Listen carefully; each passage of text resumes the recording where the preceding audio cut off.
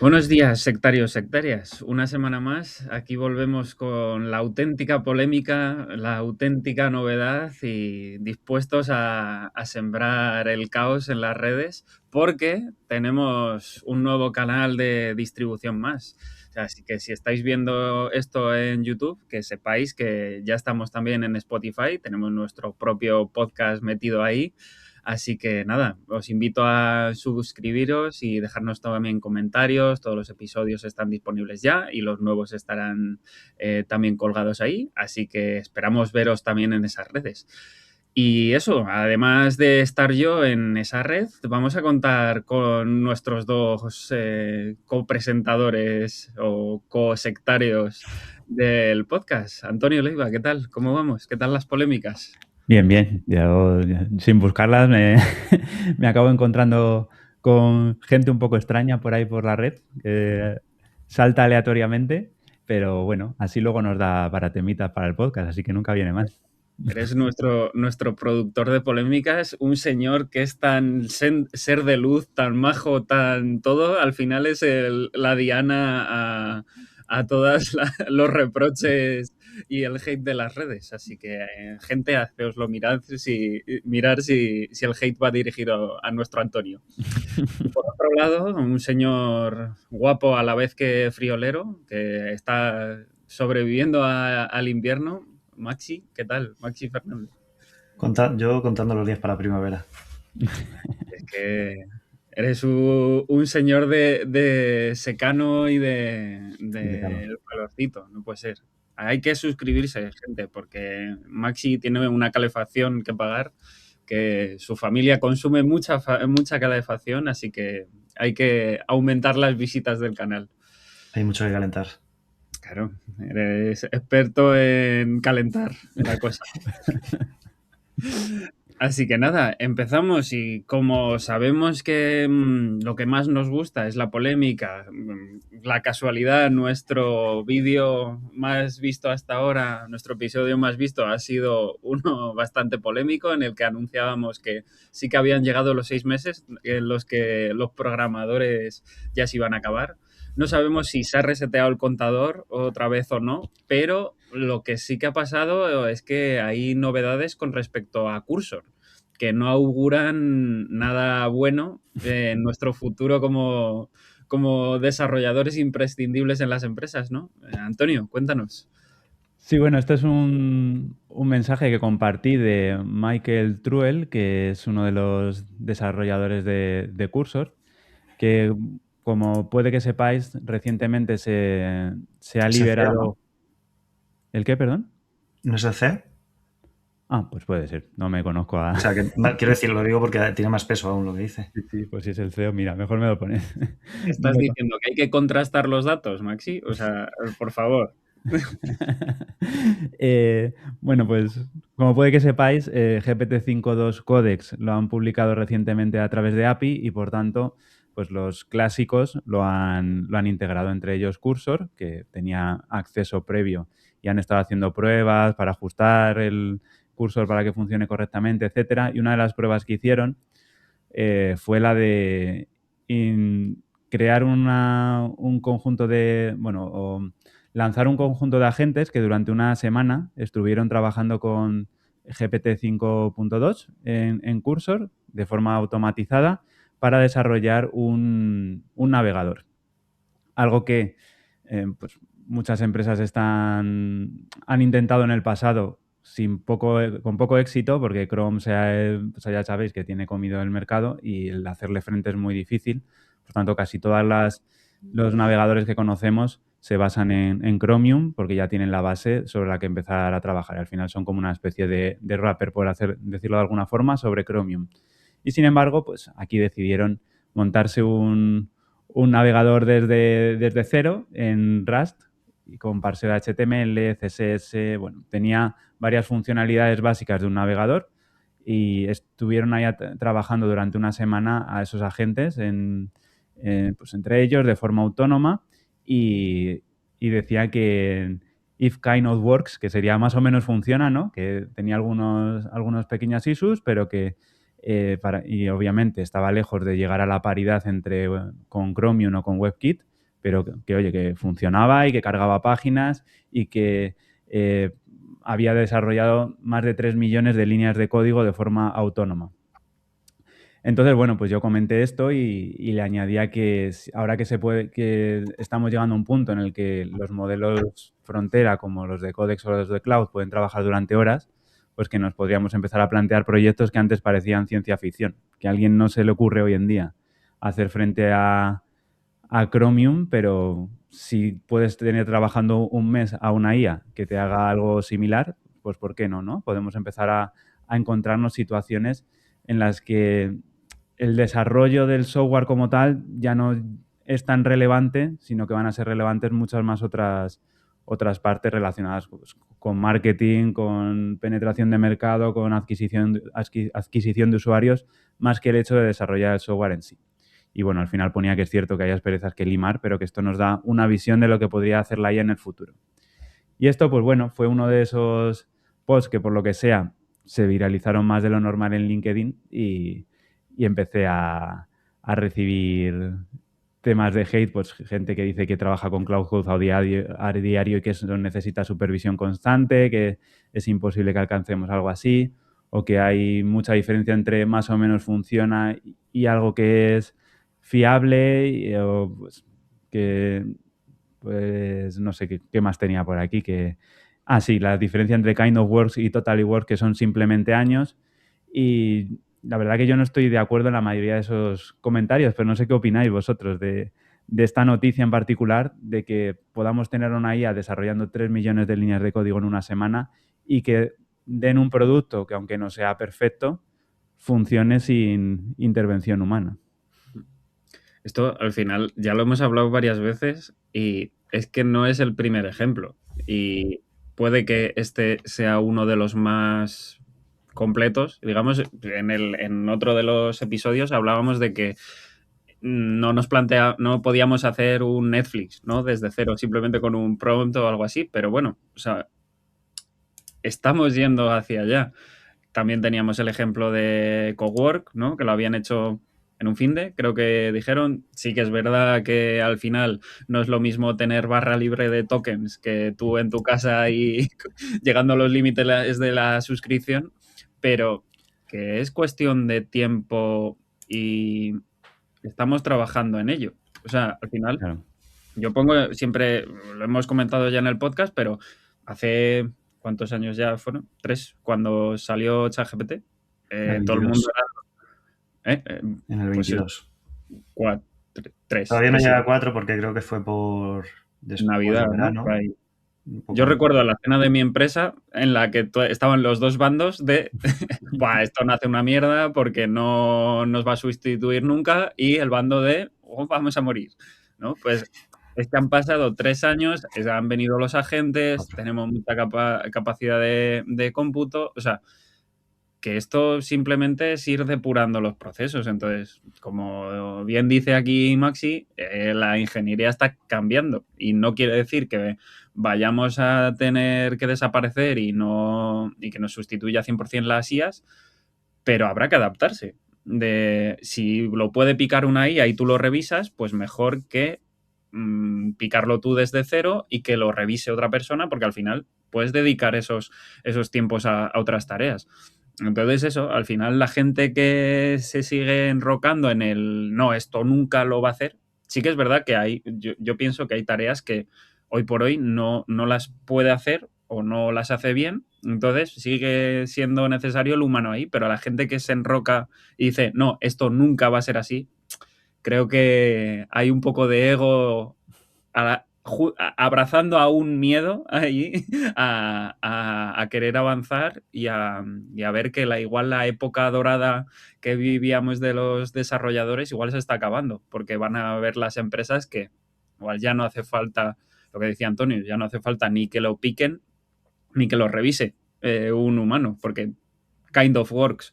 Y recordemos que las empresas, en general las empresas kind of work, porque nadie... Sí, porque nunca se ha caído ni Twitter, ni Google, ni... Claro, o sea, es que es como, no, cuando todo lo que dicen de los coches autónomos, cosas así, no, es que no le voy yo siempre quiero conducir porque, ¿qué pasa si una IA se choca? Pues lo mismo que tú. O sea, habrá que regularlo y probablemente se choque menos veces que tú, Probablemente pero no. Hay un informe de Waymo que decía que había menos accidentes con los coches autónomos que con los humanos. claro, si todo, o sea, los humanos somos falibles por definición. Entonces, todo lo que sea una tarea repetitiva, que te puedas desconcentrar, que se te vaya el santo al cielo, al final, pues somos sustituibles en todos los aspectos. La cosa es que podamos vivir de ello de una forma tranquila, ¿no? A mí los comentarios que le hacían a Antonio me hizo pensar, que os lo conté a vosotros, que va a ser y va a ser muy importante la ingeniería de contexto y la ingeniería de saber hacer agentes, porque si por un lado hay gente que dice que a Cloud Code o Codes no hay que dejarles solos y hay que estar encima todo el rato porque todavía no son capaces, y la gente de Cursor ha hecho con un agente que es capaz de desarrollar un navegador que más o menos funciona en una semana, es que la diferencia tiene que ser en cómo le dicen las cosas, las herramientas que le dan, etcétera. Entonces, vuelvo a lo mismo, de que creo que va a ser muy importante empezar a centrarse en eso. Sí, de hecho es que no sé si será tan relevante en el futuro, pero a día de hoy es súper relevante el contexto que le des al modelo y yo creo que de ahí es lo que tú dices, salen las diferencias entre gente que dice que con el Opus hace castillos en el aire y gente que dice que no le sirve ni para hacer un holamundo. Pues si a unos les sirve y a otros no, pues tiene que haber algo diferencial ahí, ¿no? Y yo tengo bastante claro que es eso, el cómo se utiliza, porque esto, por mucho que parezca mágico, pues también tiene su proceso de aprendizaje, su proceso de iteración, de entender cómo el modelo te contesta, de adaptarte tú también a la forma de trabajar del modelo y no que solo el modelo se tenga que adaptar a la tuya. Y todo eso requiere un proceso de pues, probablemente meses, ¿no? No es algo que te puedas sentar hoy y decir, uy, he probado Cloud Code y me falla. Pues quizás es que necesitas un poquito más de tiempo de aprendizaje y de profundizar en la herramienta. Entonces yo veo que también va un poco por ahí el tema. Y relacionado con eso, creo que era Boris, ¿no? El de Anthropic, que, o bueno, que era, ¿no? sí, o sea, que no sé si era tweet o post o lo que sea, porque se hizo famoso, ¿no? Que manejaba 5 o 15 sesiones, ¿no? A la vez, lo usaba en web, que lo usaba en local también, o sea, como que lo combinaba y eso. Y al final es gente que entiende lo que está usando y sabe cómo depurar el proceso. O sea, por ejemplo, una de las cosas que leí yo es que tenían un Cloud MD para todo el equipo. Cada vez que una cosa se hacía mal, cualquiera de ellos lo añadían al Cloud MD para que no lo repitiese. Entonces, habría que ver cuántas de las personas que no están usando las herramientas bien y que dicen no, que nunca nos va a sustituir si hacen estas cosas. Al final, pues es lo mismo con todo. O sea, nosotros, pues eso, Antonio que sabe del tema, el clean Architecture en Android y el testing, si le preguntas a cualquiera, es lo top, ultra necesario, hay que hacerlo siempre, hay que luchar con las empresas para implementarlo tal. Y la realidad es que igual o no viene bien porque X, o no me apetece, o porque me introduce boilerplate, o porque los test no dan dinero, o bla, bla, bla. O sea, que una cosa es la teoría y otra cosa es la realidad de luego las empresas. Sí, y algo que mencionabais antes y que es muy relevante, que yo creo que también lo hemos dicho más de una vez, que estamos esperando la excelencia absoluta en la IA cuando los desarrolladores pecamos de ser Ay, de todo menos excelentes, ¿no? Que un día no me apetece revisar algo y replico el código aquí o no me acuerdo de algo y lo hago mal en otra parte y todo esto pues va introduciendo problemas en la base de código, que además es un concepto que está muy arraigado, el de, no recuerdo el nombre exacto, pero que se va pudriendo el código con el tiempo y que no es casi imposible solucionarlo. Pues yo creo que aquí, por ejemplo, la IA es otro punto donde puede ayudar muchísimo en el futuro, en el tema de revisar las bases de código, comprobar donde hay duplicidades, donde hay problemas que pueden saltar en el futuro, hacer refactors complejos. Todo esto hoy en día la IA lo puede hacer e ir mejorando un código que originalmente no era tan bueno. Entonces, pues cuando dicen, sí, ha escrito 3 millones de líneas de código para saber la deuda técnica que genera. Pues a lo mejor sí, pero has lanzado el primero al mercado algo, ves si funciona, si no funciona lo tiras y si funciona pues ya pondrás a otra IA unos cuantos días a refactorizar el código o lo tirarás y volverás a empezar porque el código ya no tiene tanto valor y empezarás ya de una forma más adecuada o más pensada para que evolucione correctamente en el futuro. Pues, se abren múltiples posibilidades y siempre estar achacando a la IA que genera deuda técnica, pues es algo que, primero, está en mano de los usuarios de la IA el que no ocurra y, segundo, si ocurre, la propia IA puede ayudarte a solucionarlo. Es que sobre esto ya lo habíamos comentado, igual que los lenguajes de programación, ¿qué más da que haya deuda técnica? Porque si no, la deuda técnica es un problema cuando te la comes tú. Sí, es lo típico. Como la IA, ¿no? Claro, o sea, y es la norma no escrita de la ingeniería, si algo funciona no lo toques, ¿no? Entonces, si hay un montón de deuda técnica ahí, pero tu producto funciona perfectamente, pues va a ser más difícil de tocar en el futuro, pero oye, los bancos están ahí y no se han caído. O sea, que es un cambio de paradigma y que habrá que quitarse el ego que al final tira todo esto, porque claro, de lo que siempre... No, es que no te puedes fiar de copiar y pegar lo que te dice ChatGPT directamente. Pero lo que pone en Stack Overflow sí, que... Claro, todo el mundo que entramos en Stack Overflow, lo que hacemos es estudiarnos lo que pone, probarlo en un proyecto aislado. Obviamente nadie hace eso. Copias, pegas, te soluciona tu problema, fin, ya está. Entonces, que es un poco el ego de que si lo haces con Stack Overflow está bien porque te lo ha dicho una persona que sabe más que tú, pero si lo haces con ChatGPT o con Cloud Code, cualquier LLM, no, es que como este programa parece que sabe, pero yo sé que estoy por encima, no puedo aceptarlo, ¿no? Es como un doble rasero ahí de dónde viene esta información, que obviamente tiene sus riesgos, tiene sus... no es lo mismo darle la información a una persona que a estas empresas de IA que van a manejar todos los datos. O sea, obviamente hay que poner sus límites y tal, pero que hay que dejar de lado el ego, que esto no va de quién lo hace mejor o que si eres sustituible o no. Es que esto es como si te niegas a usar un IDE y sigues programando en Vim. Pues ok, pero si hasta Linus Torvalds está ya con Antigravity, pues oye, igual es que hay gente por encima de ti moralmente en la programación que ya te está diciendo, chaval, bájate del carro, ¿no? Sí, esto enlaza con otro tema que no habíamos planteado hablar, pero que me parece relevante y que voy a meter a Max en el lío sin que se lo espere, que es el tema de la educación, porque si ahora programar ya no es tan relevante, ¿qué pasa con todos esa gente que se está planteando entrar en el sector, que se está planteando aprender a programar? A mí me lo preguntan a menudo y yo personalmente quizá tampoco le he dado las vueltas suficientes, pero personalmente no tengo una respuesta, pero sí que leí algo que comentaba Max el otro día en LinkedIn y me pareció una visión interesante, así que me gustaría pues, que nos la contaras por un lado y luego también debatir hacia dónde creéis que van las carreras o las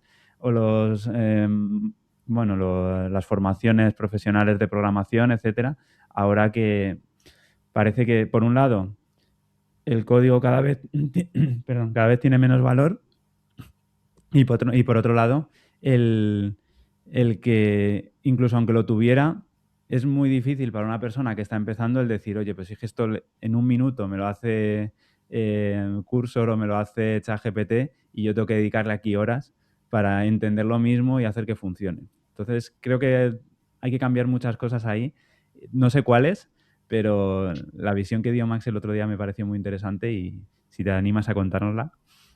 Tú dices la de empezar por el alto nivel, ¿no? Sí.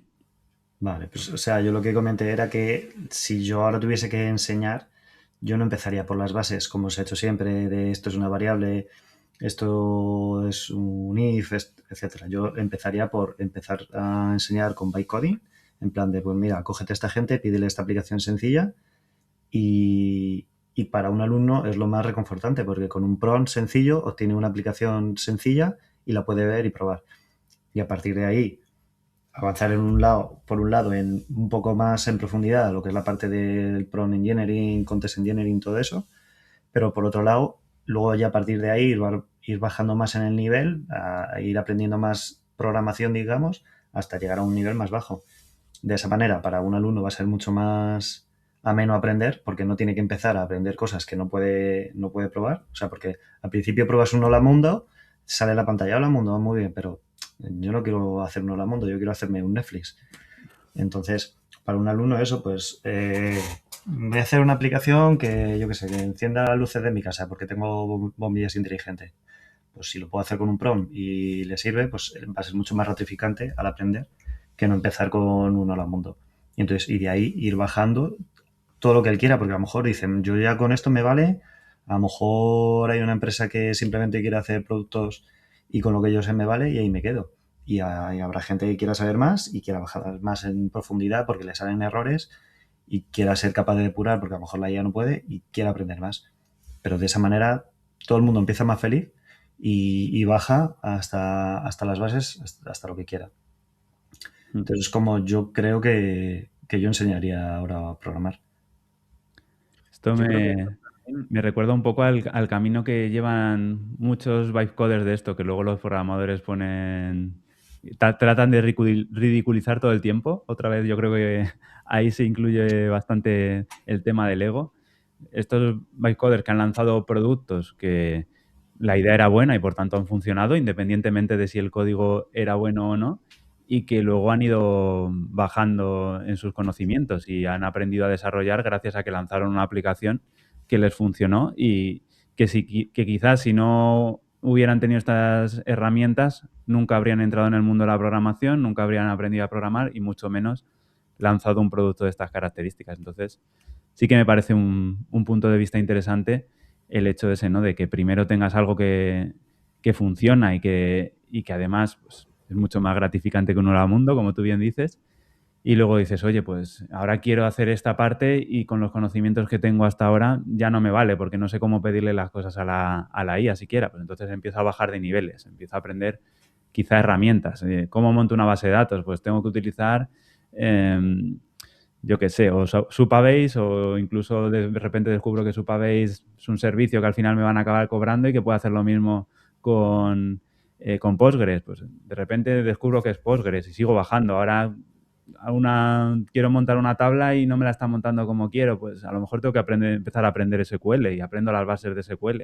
Y creo que es un camino mucho más natural también que el de ir de abajo arriba, que quizá es mucho más duro a nivel de aprendizaje, ¿no? Porque hasta que empiezas a ver los resultados pueden pasar meses, incluso años. A mí se me ocurre un símil que no sé si sabéis quién es Álvaro Benito, que era un jugador del Madrid y que ahora trabaja de comentarista.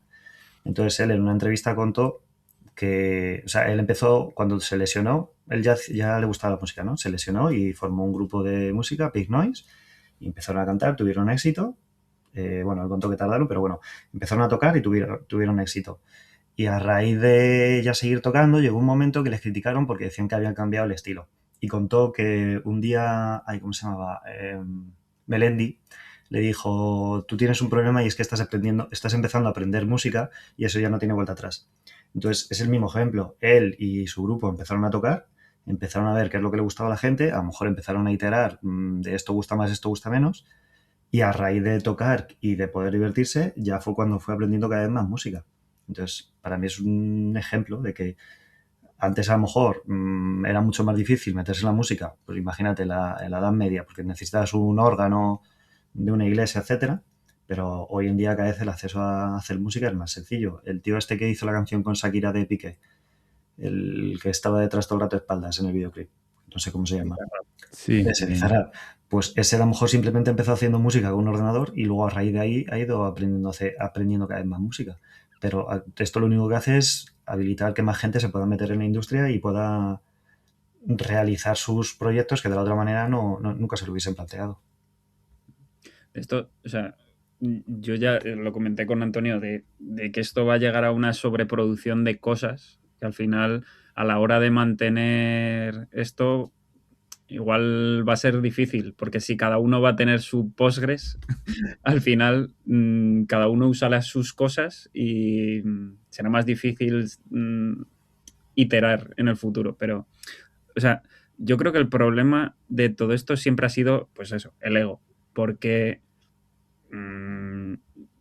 nos creemos mejores y imprescindibles, y que la programación en sí, que no quita que no sea maravillosa, es una herramienta. O sea, la programación per se podríamos decir que no aporta dinero. O sea, es el medio a conseguir unas cosas. Entonces, en este mundo en el que vivimos, que mandan las empresas tienen una necesidad, esa necesidad se cubre mediante el uso de la programación para realizar el producto. Pero la programación no es lo que da dinero, lo que da dinero es el producto final. Entonces, si ahora hay otra forma de llegar a ese producto final, no tiene tanto sentido el que usar un lenguaje u otro, porque se va a poder ir depurando y se va a poder hacer que ese camino final al llegar al dinero se acorte. Pues eso, de un navegador en una semana, ¿vale? Pues o dale otra semana a ver qué pasa, ¿no? O sea, si el problema es el tiempo y el dinero, como era antes. O sea, si los problemas son los mismos. De antes tú necesitabas un equipo de X personas que inviertan X tiempo y eso cuesta N dinero, y ahora tienes un conjunto de X IAs que están un tiempo y cuesta un tiempo Z. O sea, y cuesta un dinero Z. Pero es lo mismo. O sea, es simplemente que estamos resolviendo el problema de otra forma. Entonces, hilado con lo que planteabais de la educación, yo creo que se van a tener que dividir muy las carreras incluso, porque lo que antes tú estudiabas, vamos a ingeniería de software, vale, vamos a reducirlo en programación, el típico picacódigos que hemos dicho siempre, eso ya no va a tener tanto sentido, porque el picacódigos va a ser un mal llamado prompt engineer, ¿no? Habría que debatir si eso es ingeniería o lo que sea, pero básicamente va a usar una herramienta para llegar a ese fin. Y yo estoy de acuerdo en que igual para ese tipo de educación sería lo principal, porque tú quieres resolver el problema de las empresas, que son las que te van a pagar al final. Si las empresas necesitan eso, tendrás que poner énfasis en eso desde el principio. Antes, lo que decía Maxi, empezabas por las variables porque no podías programar sin una variable, pero ahora vas a poder programar, entre comillas, ¿no? Sin saber siquiera lo que es una variable. Tú pones el prompt, vas dando la ingeniería de contexto para saber cómo evolucionan las cosas y para saber si el producto está llegando al fin que quieres, y ya está. Puedes no tener ni idea. ¿Qué pasa? Que eso se va a quedar, yo creo, cojo cuando nos muramos. Me va a incluir yo entre esa gente de los que sí que sabemos un poco más del software de toda la vida. Va a haber se va a necesitar investigación en ese terreno, de que alguien que revise de verdad a la IA para decir, vale, sé lo que es una variable, vamos a reducirlo al mínimo, a mínima exposición, ¿no? O algo más complejo, como un algoritmo de sorting o algo así, creo que lo había mejorado la IA hace poco, ¿no? Necesitas que alguien lo revise también. O para que, oye, pues estás yendo por aquí, pero prueba otra cosa. O sea, ahí vas a necesitar esos conocimientos de software que hoy por hoy creo que no son sustituibles, pero que para la ingeniería de consumo que tenemos hoy en día de todas las empresas, ¿qué más te da? Si al final lo que quieres es resolver el problema de una empresa para que gane dinero y ese dinero vaya parte para ti. Punto. Que para pintar una API no hace falta más de lo que tenemos hoy en día de inteligencia artificial. Así que Ya, ¿no? está Y eso empujando. hila también con una de nuestras luchas siempre de si nativo o híbrido, ¿no? Pues al final, por mucho que nativo sea lo mejor, ¿no? Y haya talibanes que digas, nativo siempre va a ser mejor. Pues siempre va a ser mejor si tú tienes unos recursos más holgados, un equipo más holgado o lo que sea. Si tú quieres hacer un POC que lo necesitas sacar cuanto antes y que necesitas resolver este problema concreto, porque si no el mes que viene va a venir la empresa X y te va a comer el mercado, pues tira, pues si las IAs saben hacerlo en React Native hará muy bien y todos sabemos que React Native es una mierda, pues vale, pero funciona. Sí, kind of works, ¿no? Pues para adelante, si es que no es el problema, si el problema siempre es el dinero. Si tú tienes que llegar al mercado, coger el dinero y vuelta a empezar. O sea, esto tiene que ser una rueda en la que resolvamos los problemas y no nos demos besitos a nosotros mismos de qué bien programo, ¿no? Yo también quería volver al tema de que ya comenté hace 2 podcasts, que también tenemos que centrarnos en problemas de más alto nivel. Vale, pues la IA está medio demostrando que un navegador ya medio es capaz de hacerlo, ¿no? Pues no hagamos otro navegador. Vamos a centrarnos en otros problemas de hacer que la experiencia del usuario en el navegador sea mejor, que la accesibilidad en el navegador sea mejor y que a lo mejor una persona no tenga que, un desarrollador de una página web no tenga que pelearse mucho con la accesibilidad porque a lo mejor el navegador ya lo hace por ese desarrollador. O sea que a lo mejor es que yo creo que es época de centrarse en problemas de más alto nivel, no en hacer otro navegador. Porque si yo te lo puedo hacer la IA o te puedo ayudar. Y, o sea, y relacionado con esto, yo creo que es una oportunidad muy buena para, en contraposición a lo que hemos dicho antes de Postgres no me vale, me va a hacer otro. Igual es una buena época para todo lo que haya open source, mejorarlo. Y trabajar todos bueno, que todas las IAs trabajen en el mismo proyecto al final, de no necesitamos el enésimo +1 framework de JavaScript. Coge uno y mejóralo. Y que todos los esfuerzos al final vayan orientados a lo mismo y que no haya 1000 productos diferentes, no, porque uno resuelve una cosa mejor, vale, coge uno de los que hay y que lo resuelva también. Entonces creo que podría ser una buena oportunidad para un cambio de paradigma y que de verdad impulsásemos más el open source, que luego todo se basa en el open source. Bueno, en ese sentido yo creo que a lo mejor la gente se hace los suyos, pero igual que a lo mejor hace 2 años hubo un boom de modelos open source y había muchísimos y ahora sigue habiendo, pero ya no hay tantos. Ahora al final, sí, vamos, yo creo que hay menos variedad de modelos open source. Hay muchos, pero que lo que quiero decir es que yo creo que hay un estadio inicial en el que todo el mundo quiere hacer el suyo, pero llega un momento en el que a lo mejor dicen, mira, pues es que este lo está haciendo mejor, yo no soy capaz de hacerlo mejor, pues voy a utilizar su modelo open source y yo me centro en otras cosas. Pues a lo mejor con el código igual, a lo mejor todo el mundo se hace su Postgres, pero llega un momento en el que el suyo no se usa o el suyo no es bueno para una cosa en particular que es lo que todo el mundo necesita y al final yo creo que la selección natural va dejando unos pocos. Sí, sí, totalmente. Pues eso, Selección natural o el mercado al final. A ver los que sobreviven y cómo evoluciona esto. Esto ni hecho aposta nos lleva al siguiente tema, que OpenAI ahora ha sacado unos resultados, así un poco unas gráficas de estas, grosso modo, que les gustan sacar a ellos, ¿no? Y que son interesantes. Maxi, ¿qué nos cuentas? Pues publicó OpenAI hace unos días unas imágenes de que cómo estaba creciendo por 3 su inversión al año en infraestructura y cómo a la vez estaba creciendo un por 3 sus ingresos. Entonces dijeron que para el año que viene también que querían crecer un por 3 y ha habido gente que lo que estaba diciendo que al final esto si gastas lo mismo que ganas, al final los que ganan son las Nvidia de turno, las empresas eléctricas de turno, de agua para refrigerar, etcétera.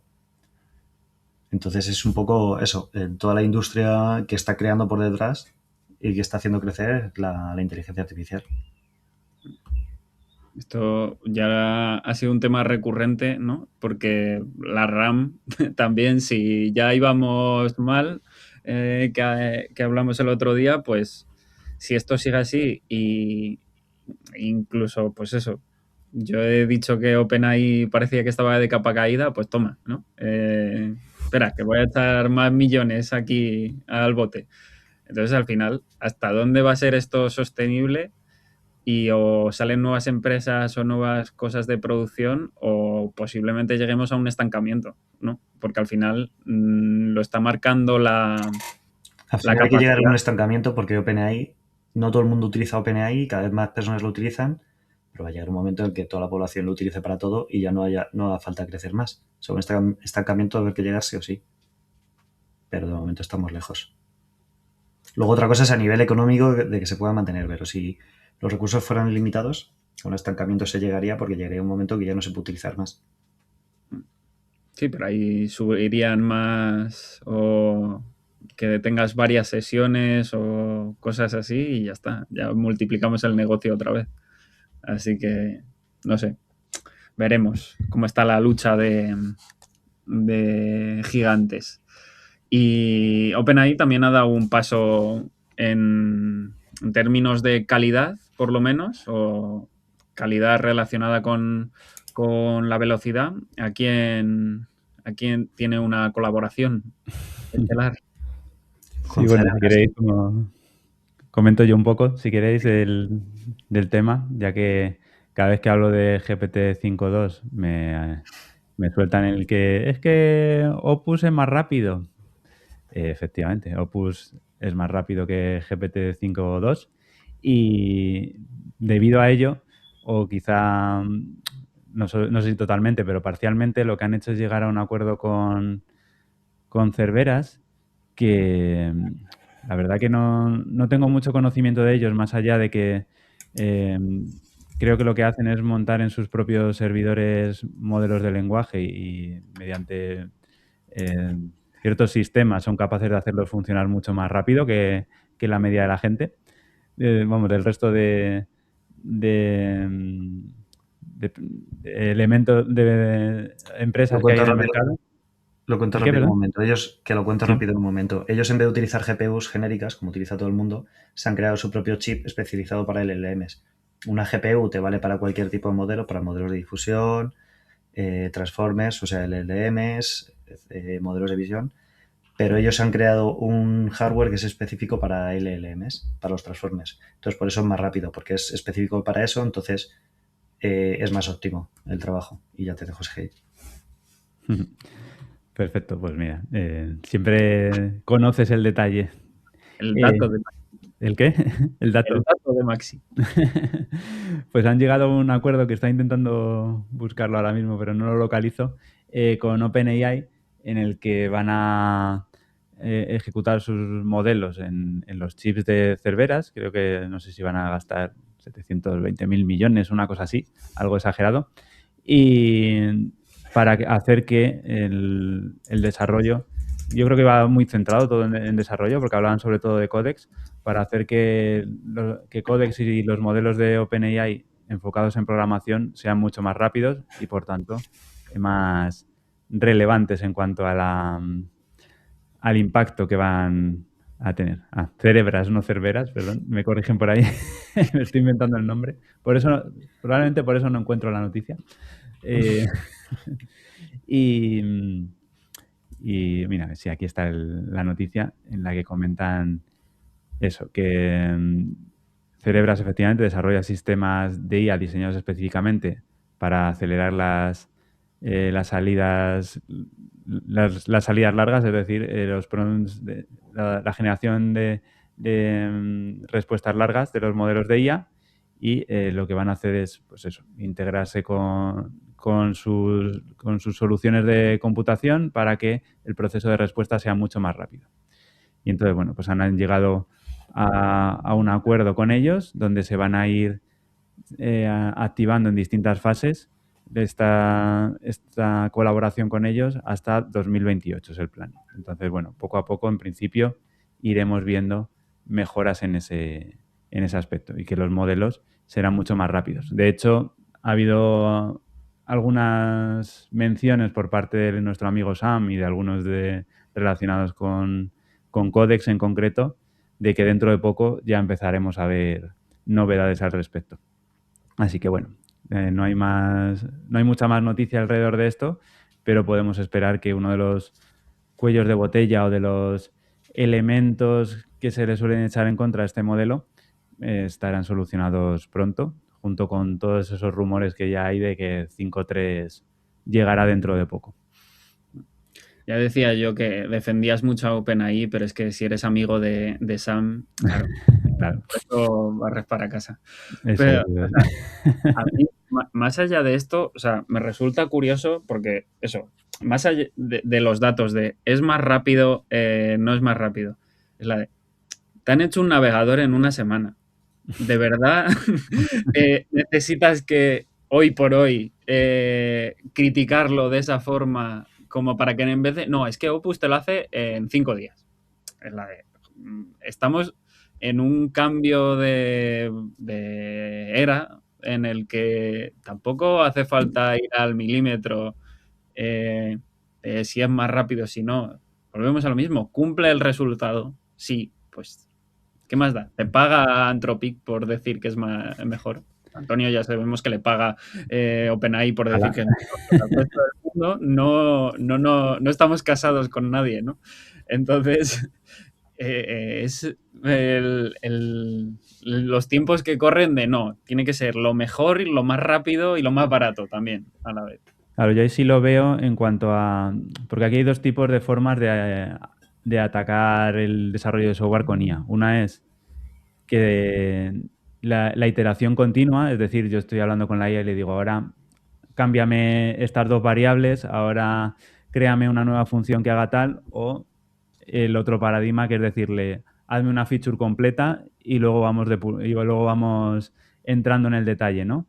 Y entonces, para alguien que quiere estar en todo el loop de desarrollo de forma continua, el que un modelo sea lento, lo que hace es que pues, no puedas seguir ese flujo, ¿no? Porque si yo le pido algo que me cambie una función, por ejemplo, a Codex y me tarda 2 minutos y se lo pido a Opus y me tarda 30 segundos, pues el flujo de trabajo se rompe mucho, ¿no? Entonces yo sí que creo que en este momento sí que tiene sentido que haya dos bandos en función de cómo utilices la IA. Si utilizas la IA de forma muy iterativa, quizá te interesa más en este momento ir a un modelo como a los modelos de Cloud Code, y si te interesa más generar funcionalidades grandes que funcionen a la primera, pero que no tengas tanto control del detalle, pues a lo mejor te interesa más tirar por un modelo como Codex. Y ahí es un poco donde yo creo que también quieren entrar ellos, ¿no? En el poder decir, pues mira, ahora no solo lo hago bien, sino que lo hago muy rápido. De todas maneras, también Codex es más lento porque se tira un montón de tiempo leyendo archivos, ¿no? Uh-huh. O sea que sí. Al final, la ventaja de los que defienden Codex, yo me quiero mantener imparcial, es que hace una comprensión mucho más grande del contexto sobre el que está trabajando antes de ponerse a picar. Entonces, pues, normalmente los cambios que hace son más quirúrgicos. Voy exactamente a lo que tengo que cambiar y, sin embargo, pues Opus lo que le suele tender a hacer es repetir código, hacer partes que ya se han hecho de una forma, hacerlas de otra. Es un poco la experiencia que hay entre los dos modelos. Pero bueno, que todo eso iremos viendo cómo convergen en el futuro, porque al final pues, son pequeños detalles que mejorando los modelos y mejorando el harness que se ha dado por llamar ahora, el arnés, que en este caso serían el Codex y el Cloud Code, pues se irán optimizando en estos próximos meses sin ningún problema. De todas maneras, contestando lo de Juan G, digamos que no hace falta tanta velocidad y tal. Ahora uno de los problemas de los agentes es utilizarlos para conversaciones en tiempo real. Entonces, si tú tienes un módulo más rápido, ya puedes conversar con él, hacer llamadas telefónicas, etcétera. Entonces, se desbloquea una nueva capacidad, digamos, si es mucho más rápido. Claro, pero ahí si abres nuevos campos, obviamente siempre es bien, pero es más que nada que son como el doble rasero otra vez de no, te estoy criticando porque nunca me va a sustituir, pero si me sustituyese, también te critico porque este lo hace más rápido que este. Es como, joder, bueno, relájate, José Antonio, ¿no? O sea, Totalmente. bueno, pues veremos. A ver, quién es el más rápido en esta carrera. Y a Envidia. ver, seguimos con más noticias. Como sabéis, en este grupillo somos fans de un framework de web y parece ser que Astro ha llegado a un acuerdo con Cloudflare, un acuerdo llamado compra, en el que a partir de ahora pues veremos una inyección de capital, supongo, porque claro, una empresa tan grande como Cloudflare, interesándose por un framework que teníamos todos en mente, que la verdad es que funciona bastante bien para desarrollar páginas web, ya no solo las estáticas de toda la vida que las hace muy rápido, sino que combinándolo con su sistema de islas, creo que se llamaba, que puedes cargar el JavaScript por partes y casi no te, mm, te rompe toda la web, pues oye, es para gente fuera del ámbito web como yo, por ejemplo, es muy amigable y es agradecido de trabajar con algo así. Entonces, no sé, Maxi tiene alguna teoría de por qué Cloudflare se ha metido aquí en este jardín. ¿Qué quiere hacer Cloudflare? ¿Qué crees? Si queréis os Pues cuento yo un poco más de la noticia para que sepamos exactamente cuál ha sido, bueno, más o menos cuál ha sido el acuerdo y luego ya entramos Venga, en las dale, dale. teorías de Maxi. Bueno, pues como bien has comentado, Astro ha sido comprado por Cloudflare. Se supone que el objetivo es la mejora técnica de la herramienta, es decir, que Astro, por un lado, seguirá siendo open source y con licencia MIT, que todo el equipo completo se va a integrar en la empresa de Cloudflare, es decir, no van a despedir a nadie y van a seguir todos trabajando en Astro a tiempo completo. En principio no va a haber cambios en cómo se desarrolla. En Cloudflare Astro se va a seguir manteniendo agnóstico, es decir, no se va a hacer que Astro solo se pueda usar en Cloudflare, sino que en principio prometen que va a seguir siendo igual de abierto y la gobernanza del proyecto va a seguir siendo abierta y con el roadmap actual. Y un poco es eso en lo que se van a basar. Por lo visto ya hay una beta de Astro 6 que ya está disponible para pruebas, que el enfoque total es en el rendimiento de sitios basados en contenido, un poco lo que tú decías. Y bueno, pues la idea es que con el respaldo de Cloudflare no ocurra como está pareciendo que está pasando con otras empresas, como hablábamos la semana pasada con Tailwind, pues que el proyecto pueda seguir evolucionando sin tener que estar preocupado por el objetivo del dinero. Seguramente habrá más cosas detrás, no creo que Cloudflare solo lo haga por eso y Maxi tiene su teoría que ahora pasa a contarnos.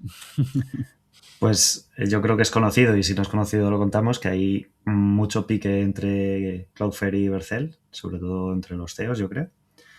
Entonces, al final, Vercel tiene a Node.js como su herramienta, así que lo que yo he oído es que Cloudflare quiere hacer lo mismo con Astro.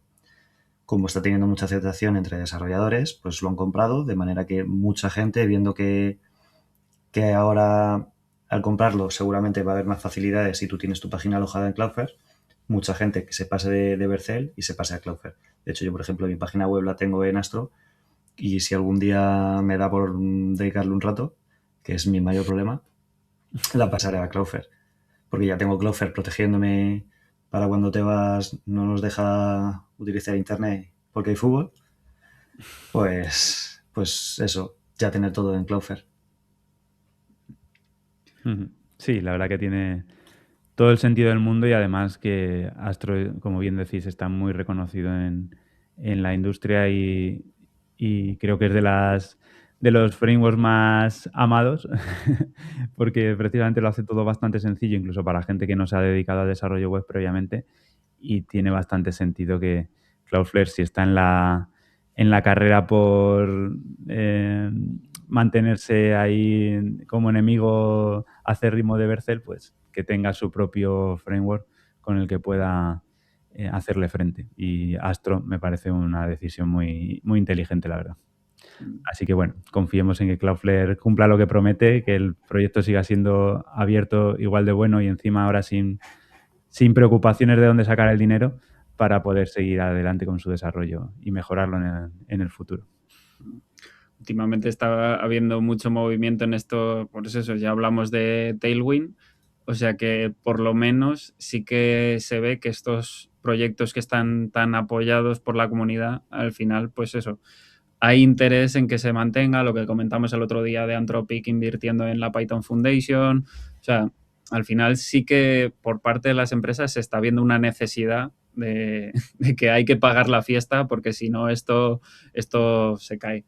Entonces, bueno, veremos cómo sigue la lucha, a ver si Vercel tiene un poco menos de cuota de mercado, así también un poco en represalia a opiniones de su CEO un poco desdeñables y me reservo los calificativos. Así que veremos si tenemos un nuevo actor o simplemente pues también está Netlify, ¿no? Que al final cumple la misma función, pues si a ver cómo se reparte la tarta y si nos trae mejoras o si se queda simplemente en una compra y la acaban abandonando en algún momento. Y Coolify, apoyemos siempre el open source, que Coolify es muy buena también. Yo personalmente la uso y estoy encantado con ella. Sí. Y hace en la trastienda de Welcome to la secta estamos intentando implementar unas herramientas y Antonio lo ha conseguido muy bien en Coolify, pero yo no estoy teniendo tanta suerte en otras herramientas, así que habrá que gastarse los dineros para sacarlo. Y nada, y hoy pues cerramos con un tema de estos de CEO loco. A ver qué nos trae cada semana. Bueno, ahora comentamos también otro pique que ha habido, pero tenemos novedades en Twitter o en X, como dicen los tontos, como dice Facu Díaz. Así que, Maxi, ¿qué ha pasado en Twitter? ¿Qué nos trae? Pues ayer creo que fue que dijo Elon que iba a liberar el algoritmo de Twitter y así ha sido. Y hay gente que se lo ha estado estudiando, entre ellos Antonio, así que le cedo la palabra. Bueno, yo simplemente me he basado en el conocimiento de otros que se lo han estudiado y os traigo, por ejemplo, el resumen que ha hecho Alex Finn, que me parece bastante legible por humanos, porque yo tenía otro a mano, pero es un poco más técnico. Entonces, bueno, Alex Finn, si no le conocéis, pues es también Vibe Coder y hace un montón de contenido relacionado con desarrollo con IA. Y comenta que hay 9 puntos relevantes, no sé si los voy a contar todos, iré un poco sobre los más importantes, pero, por ejemplo, pues algo que obviamente todos tenemos en mente, yo creo que es lo que ocurre en todas las plataformas, que es que lo más relevante de todo, la métrica más importante es el tiempo sobre el contenido, es decir, que cuanto más consigas parar a un usuario sobre tu publicación, pues más relevante pensará X que es y más lo promocionará. Luego otra parte que se ha estado hablando mucho últimamente, que es que hay una penalización por la diversidad de autor. ¿Qué significa esto? Que si a una persona le sale en el feed una publicación tuya, es mucho menos probable que si publicas otra vez en el día le vuelva a salir otra publicación tuya para dar esa diversidad en tu perfil. Y por tanto, lo que se recomienda en estos casos es que en vez de publicar muchas veces al día, que publiques pocas veces pero con contenido de valor. Es decir, es mejor publicar una o dos veces con contenido de valor que publicar 10 diciendo cosas que no aporten mucho. Y que los posts que te aparecen en el feed están basados en los últimos 128 posts con los que has tenido interacción. Por tanto, interaccionad con cosas que os interesen, porque si no, lo siguiente que os saldrá será mierda. No os dejéis llevar por las, por las tonterías que circulan por las redes. Y dice también que X quiere eliminar la toxicidad. A veces no, a veces no parece que vayan por ese camino, pero... Suerte. No creo que echen a Elon de las redes, entonces lo va a tiene ser difícil eliminar esa toxicidad, ¿no? Pero pues eso, que si estás constantemente atacando o troleando a otros, que el algoritmo lo tendrá en cuenta para darte menos visibilidad, que también tratan de eliminar a los spammers, por tanto, si posteas sobre la misma cosa una y otra vez, pues también te penalizará.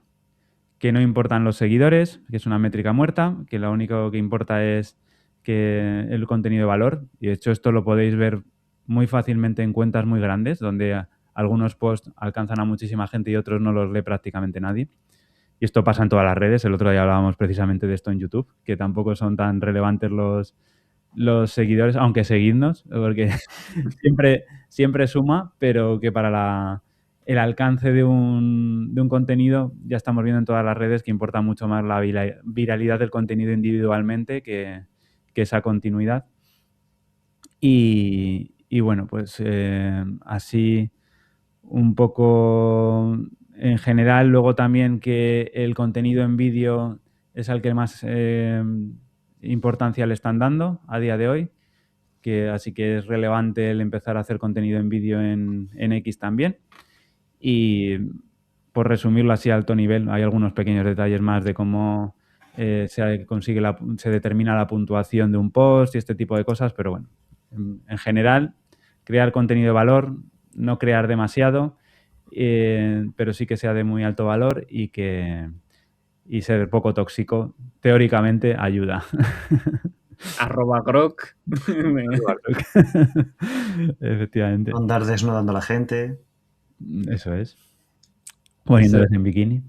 El algoritmo dirá lo que quiera decir, pero la realidad está muy lejos de esos pasos, ¿no? O sea, ¿por qué creéis que le ha dado por liberar esto?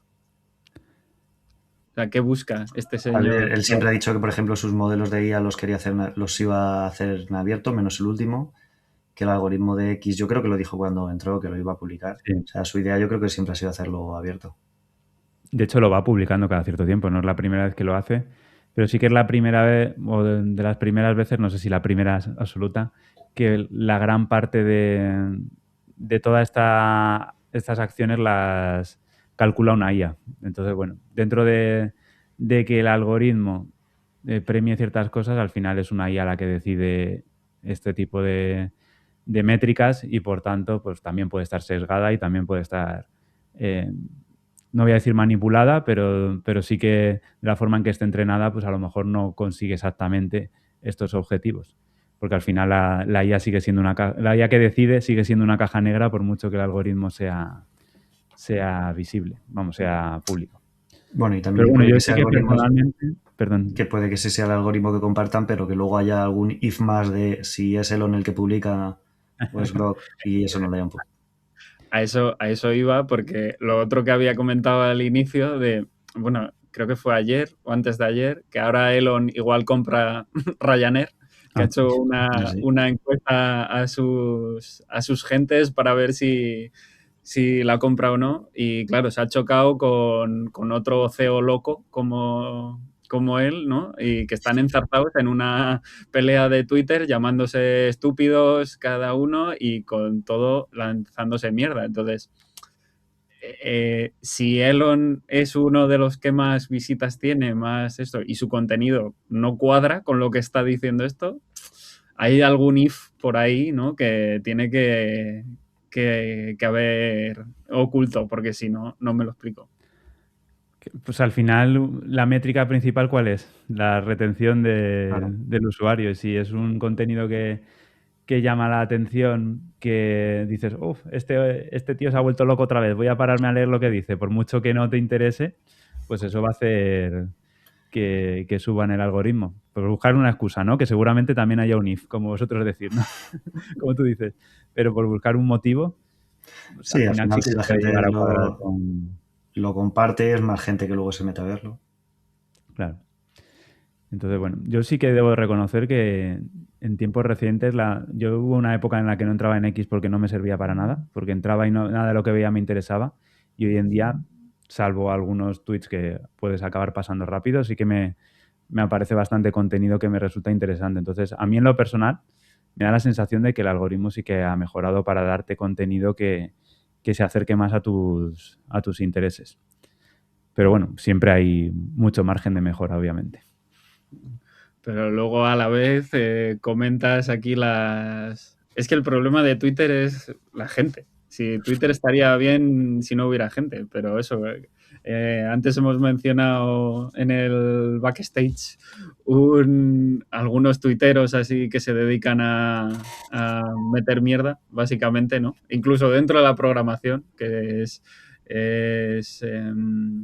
paradójico aquí que simplemente quieres ruido para que se hable del tema y ya está. Entonces, no sé cómo Es un chico en aguantáis. LinkedIn, directamente. Un chico en su día me dijo eso en LinkedIn, había puesto una barbaridad, le comenté y le dije, no sé qué le contesté,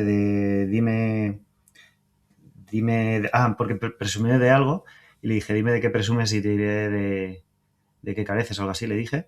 Y me dijo, no, pues si a mí todo esto me viene bien porque vosotros estáis comentando cabreados, o sea, todo el mundo está comentando cabreados y a mí esto me está dando visibilidad. O sea, que hay Claro, gente que lo busca. al final si es que hay que salirse de las redes porque el depender de estas cosas al final es triste, pero lo de los seguidores al final es un concepto que podría ser bien, o bueno, lo que hace Antonio con su newsletter de, mira, si quieres que te llegue mi contenido, punto, ya está, te lo mando directamente a tu buzón, como las suscripciones mensuales que había anteriormente, ¿no? De las revistas, ya está, te lo lees y te dejas de algoritmos y cosas así que al final dependes de lo que le interese más en un momento a una empresa o la otra, o redes que podían ser más orientadas al trabajo como era LinkedIn, pues ahora, ¿qué más da? Pues si todo lo metemos ruido también y simplemente que se genere aquí jaleillo para que el post se viralice más y luego te vendo mi curso y ya está. O sea, todo al final está orientado a producir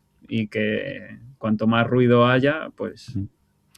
Pero es que al final la triste realidad es que las alternativas tampoco funcionan mucho, porque las newsletters, bueno, salvo algunas que han sabido cómo adaptarse a los tiempos, es muy difícil que la gente te dé su email y que luego te lea entre todo el ruido que hay en los emails. Los blogs ya no sirven para nada. Al final solo te quedan las redes. O divulgas por redes o no te llega nadie. Entonces, estamos un poco a merced de lo que decidan, pero tampoco hay una alternativa clara en la que podamos trabajar que digas, pues me salgo de todas las redes y puedo montarme mi pequeño mundo en el que al que mis seguidores llegan o al que la gente que le interese llega, porque no es una posibilidad hoy en día. Bueno, habrá que pedirle a Cursor que nos haga una red social en una semana, ¿no? A ver, ahora que se puede. A ver qué sale. Acabará como todas, supongo. Otro Google Plus. Pues bueno, ya a ver cómo nos trata el algoritmo a nosotros. Y para que nos trate bien el algoritmo, pues nada, aquí lo dejamos, pero no os olvidéis de suscribiros. Recordad que estamos ya en Spotify también, no todo en otras plataformas de podcast, que necesitamos crear las cuentas ahí, pero estaremos, así que estad atentos. LinkedIn, Twitter, TikTok, todas las redes, pero lo ¿Se más empieza a importante... publicar en las otras? Bueno, estamos, ya No, pero veremos. y ya presentes, ya hemos empezado a publicar en todas. bueno, perfecto entonces. Pero eso, YouTube, que al final es nuestro centro de operaciones, comentarios, campanitas, esas cosas de youtubers, seguid a Antonio, que tiene que vender cursos y esas cosas. Así que nada, nos vemos la semana que viene con más polémicas y veremos qué nos traen los CEOs locos. Hasta la semana que viene. Adiós. Chao. Welcome to the sector.